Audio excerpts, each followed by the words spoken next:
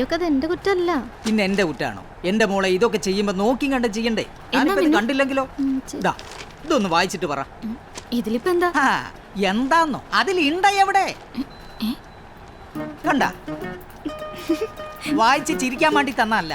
ഈ ഇണ്ടല്ലാണ്ടെങ്ങാനും കണ്ട എന്റെ രാഷ്ട്രീയ ഭാവി പോയി കിട്ടും.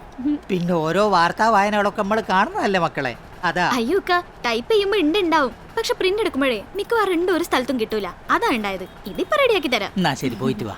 അതെ മോളെ, അത് പരിചയമില്ല. മോളിരി മോളിരി മോളിരി. സാറേ, ഈ പ്രശ്നം ഒന്ന് മാറ്റി കൊടുക്കണേ. ബിന്ദി, നീ ഇതൊന്ന് പറഞ്ഞു. ശരി. ആ എന്താ പാപ്പി? നമുക്ക് ഒരു സ്ഥലം വരെ പോയിട്ട് വരാം. ആ വരാം.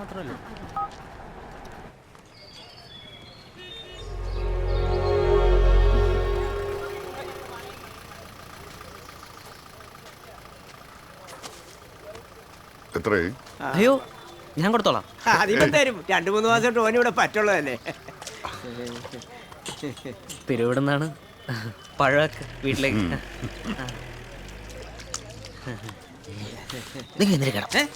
ബാപ്പി എവിടേക്കാ? മാധവേട്ടാ. എന്നാ ഹാപ്പി ജേർണി. Thank you.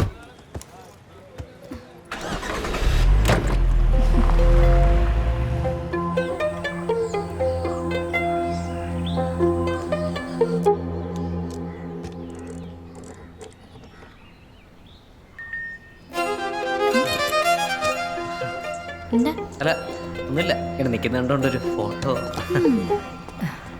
ഇരുമ്പ് വിലക്ക് തൂക്കി കൊടുക്കാൻ താല്പര്യമില്ല എന്നിട്ടാണ് ഇതെല്ലാം ഇവിടെ ഇങ്ങനെ കിടക്കുന്നത്.